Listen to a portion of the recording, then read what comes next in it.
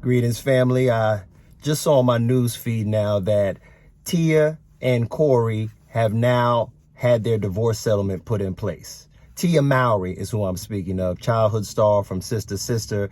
And basically, certain stuff was just par for the course, but they had one caveat that I thought was very interesting, and I wanted to know how you guys feel about it. Now, as part of the divorce agreement, Tia was able to keep the $4.3 million home they lived in. She was also able to keep the children and have majority custody of them. There was a rule that was stipulated in the agreement that prohibits the individuals from introducing new romantic partners to the children until the children are of age, which I think was probably initiated by the husband, and I think it's the smartest thing to do. Now, see, usually in relationships, not all women, but a lot of women are already, when the marriage or the relationship is failing, they're accepting new applications. There's men that are orbiting that they are either starting to date or thinking about dating, especially during maybe separation or if you're on a break. So they already have a man they're ready to transition into. And that man is usually going to have more access to your children in the long term than you are. And a lot of men, I can tell you, that's the most difficult thing for men to deal with. And I know what you're going to say, ladies. Oh, but the men have children. What's that?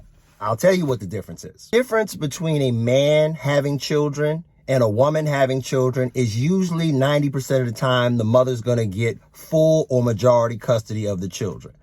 As a man, if you've got 3 kids, 4 kids with one woman, and you get to see them every other weekend, you are going to be able to have a relationship with somebody and they'll never even see your children. It won't be a big deal.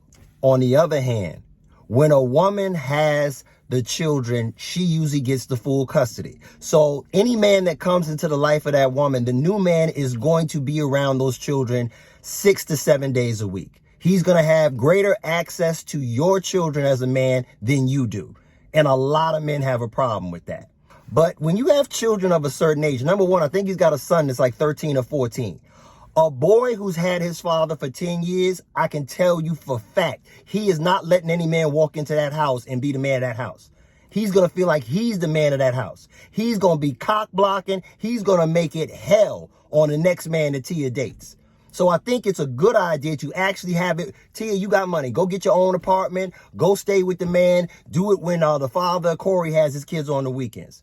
And a man that loves you and wants to be in a relationship with you will accept that. So to me, it's just messy. So I really like this idea, but I want to know what you guys think. Do you think that when a couple divorces with children that are in that area, I would say between 8 to 18 years old? So my question is, to men and women, do you feel when a couple has been married and had children and the children have existed with their parents for, let's say, a decade or more, that there should be a stipulation in which new romantic lovers should not be introduced to that child to keep some kind of functionality, to keep some kind of normalcy within the relationship? Or do you think, hey, I'm done with him, I'm going to move on, I'm done with her, I'm going to move on, my kids should be around the new lover, and etc.?